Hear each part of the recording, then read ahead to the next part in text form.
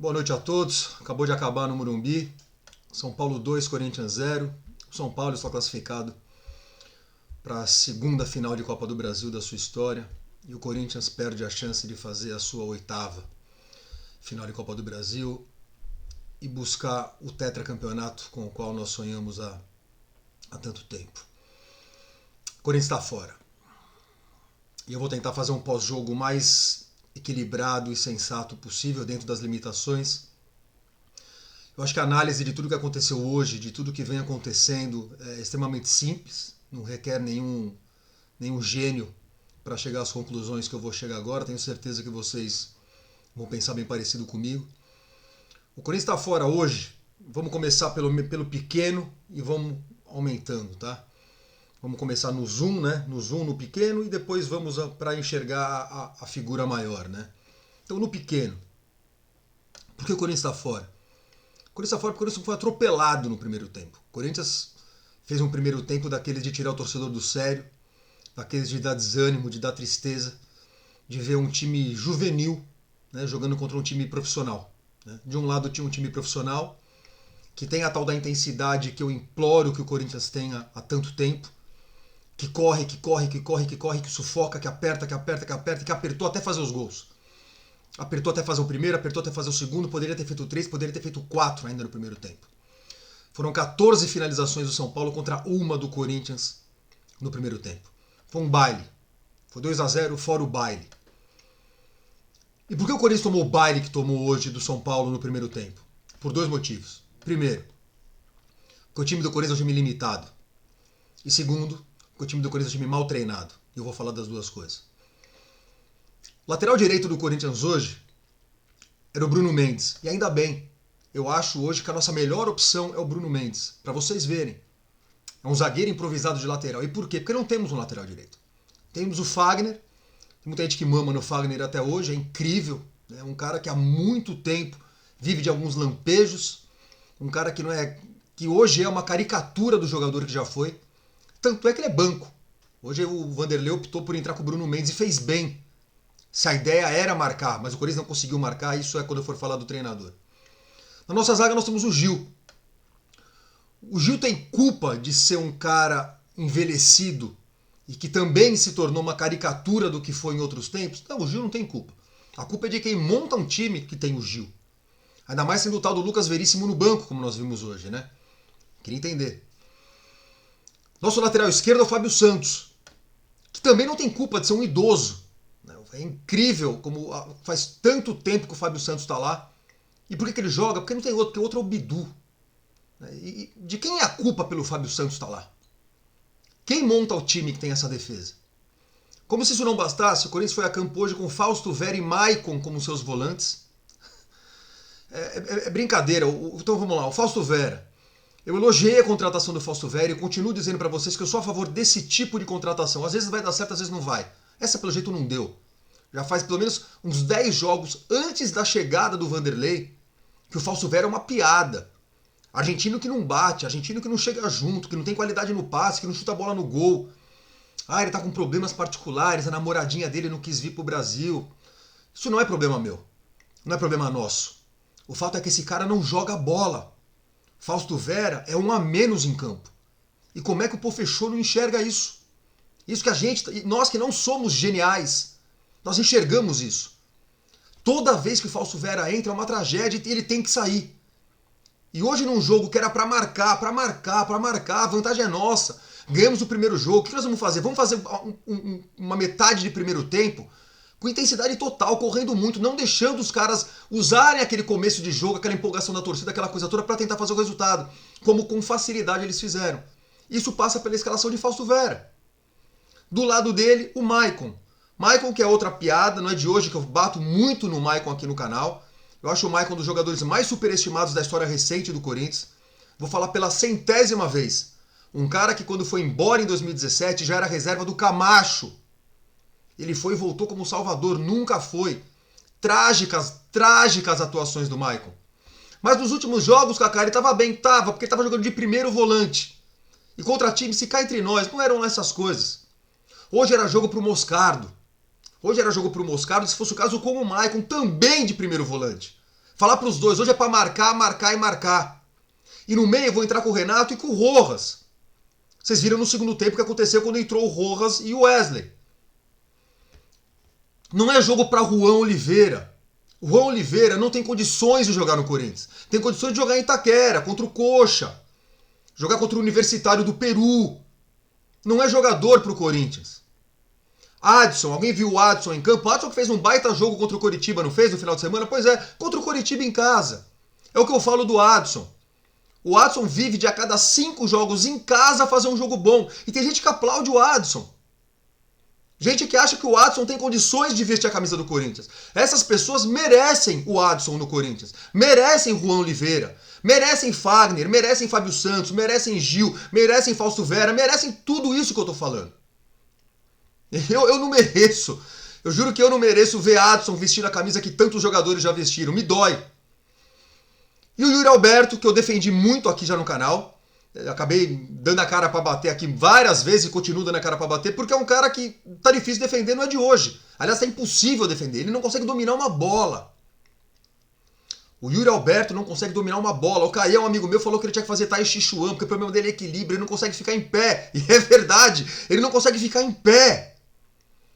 Mas é um cara que me leva à segunda parte da minha crítica, que me faz pensar que se o Corinthians tivesse um treinador minimamente decente, ele pelo menos faria os gols que ele sempre fez na carreira dele inteira. No Santos ele fez gol pra caralho. No Inter ele fez gol pra caralho. Pergunte pros torcedores desse time o que eles acham do Yuri Alberto, eles vão falar que adoram o Yuri Alberto, porque ele fazia gol pra caralho. No Corinthians não só ele não faz mais gol, aliás, é aquilo que eu falo, o centroavante do Corinthians passa fome hoje em dia porque a bola não chega, mas quando a bola chega também ele não se atrapalha porque a fase também é terrível, mas enfim. Por fim, não tínhamos em campo o Roger Guedes, principal jogador do Corinthians nos últimos anos. Principal jogador do Corinthians, junto com o Cássio, eu diria, nos últimos 2 anos. E ele foi embora. Às vésperas de uma decisão. O Corinthians perdeu seu principal jogador às vésperas de uma decisão, ao passo que o São Paulo se reforçou. Percebem a diferença? Agora, apesar de todos os pesares, eu não tenho a menor dúvida que esse mesmo time do Corinthians agora que eu acabei de falar, na mão de um treinador decente, daria mais trabalho. Um treinador decente já teria aposentado o Fagner, já teria aposentado o Fábio Santos, já teria aposentado o Gil.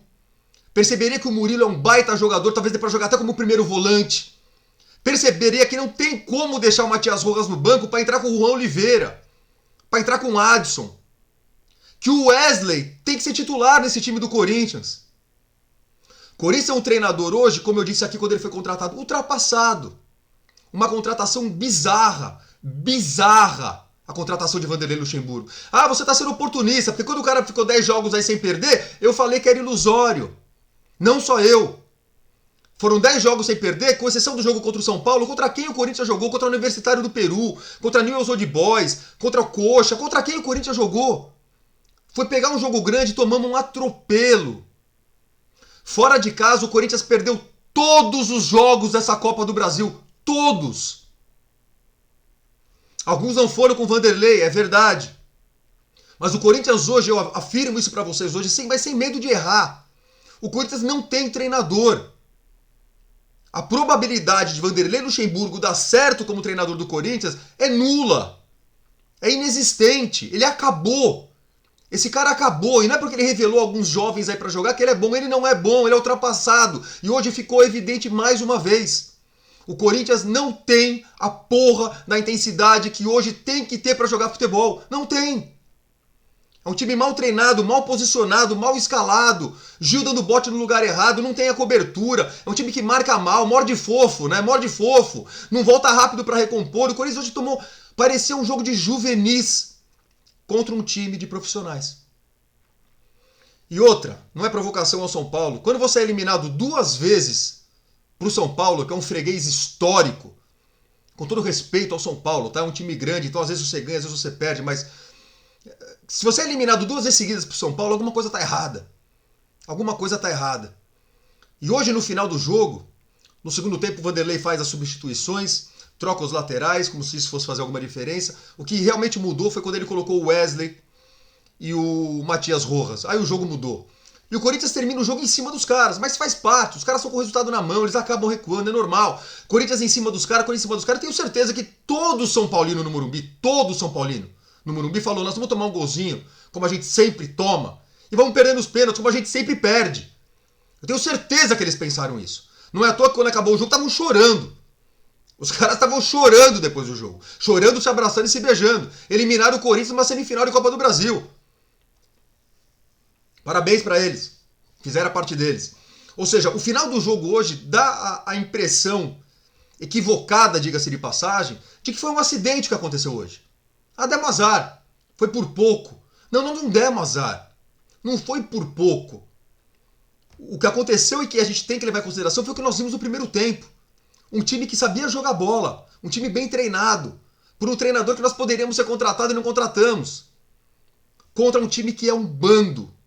O Corinthians é um bando. O Corinthians pode ser bom para jogar em Itaquera. Aliás, isso só reforça a minha impressão. Como Itaquera é foda, mano. Como Itaquera é foda. Porque Itaquera faz a diferença. Incrível como a gente ganha jogo em Itaquera, até quando não merece. Porque esse time do Corinthians é uma tragédia, é mal treinado. Mas a gente ganha os jogos em Itaquera e parece que dá, parece que vai. Aí o Corinthians vai jogar fora. E é isso aí. Anos já que é isso aí. E por quê? Porque não é de hoje. Não temos um treinador decente. Vanderlei Luxemburgo é um técnico totalmente ultrapassado. Então, ou seja, temos um time problemático, envelhecido, deficiente sim, não temos peças em vários setores. E quem é que monta esse time? Quem que é o responsável pela montagem desse time? Quem que é responsável por não só não montar bem o time, como ainda perder o Roger Guedes, por exemplo? Quem que é o responsável por contratar Vanderlei Luxemburgo? Quem que é o responsável pelo Corinthians hoje ser coadjuvante na cena nacional e internacional, óbvio? Quem é o responsável? Vou dar uma dica para vocês. O ônibus do Corinthians hoje foi apedrejado na chegada ao Morumbi mais uma vez. Janelas quebradas, o jogo começou atrasado, atrasou porque o Corinthians pediu um tempo a mais por causa desses problemas. Nos últimos 10 jogos no Morumbi, isso aconteceu 11 vezes. O ônibus do Corinthians, invariavelmente, é apedrejado no Morumbi. Se eu fosse o presidente do Corinthians, antes do jogo, eu ia pra TV e falaria: quem é o responsável pela PM? Quem é o chefe da PM? Quem é o comandante? O senhor é uma vergonha, eu diria. Não é de hoje que isso acontece. E o Corinthians não vai entrar em campo. Eu ameaçaria não entrar em campo. Se era um blefe ou não é outra história, mas eu arrumaria uma confusão danada. O Boca não entrou em campo numa final de Libertadores contra o River. Vocês viram o bunda mole do Duílio falar alguma coisa? Vocês viram o bunda mole do Duílio falar alguma coisa quando invadiram a Vila Belmiro e chutaram o Cássio? Ou depois, quando jogaram bombas, o jogo lá não terminou? Vocês veem Duílio Monteiro Alves falando alguma coisa, esbravejando com alguma coisa, peitando alguma coisa, sem domínio? Temos um fraco na presidência. Inapto, inepto, para não dizer outras coisas na presidência. O incompetente que era o cupincha do seu André Sanches no último mandato. O cara que é o responsável por contratar muitas das maiores tiriças que jogaram no Corinthians nos últimos anos.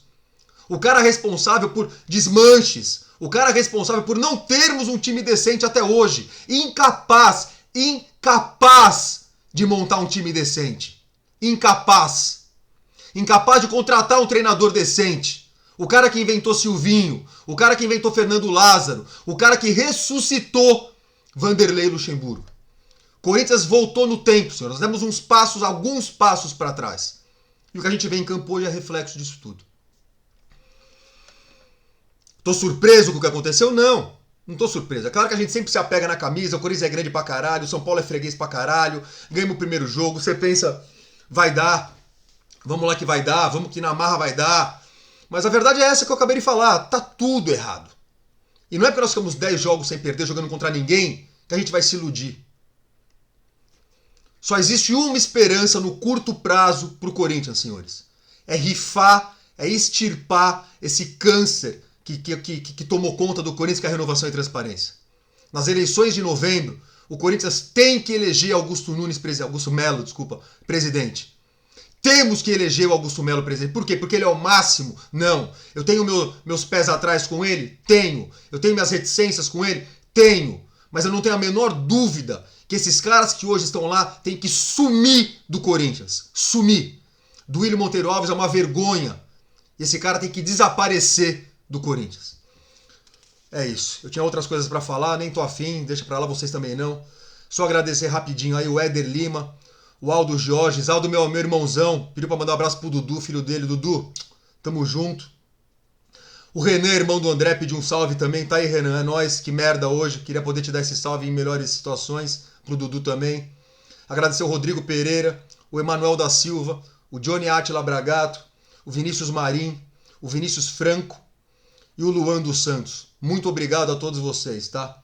O Rafael Félix fez um pix de 1 centavo. Ô Rafa, foi erro, mano. Foi erro. 1 centavo, você esculachou o pai, mano. Puta que pariu. Eu tava pronto pra já reclamar dos caras que dão só 2 contos. Você vem me dar 1 centavo. Porra, desse jeito eu vou começar a pedir like, pedir pra fazer inscrição no canal, acionar sininho. Tô brincando, senhores. Toda a quantia é muito bem-vinda. 1 centavo é sacanagem. É isso, meus queridos. Falar o que pra vocês? Lamentável o que o Corinthians fez em campo hoje. Primeiro tempo, assim, vergonhoso. E é isso. Tem muito o que falar. Quanto mais eu falar, é perigoso eu falar besteira. Então, a gente volta depois. Beleza, senhores? Abraço a todos e vai Corinthians.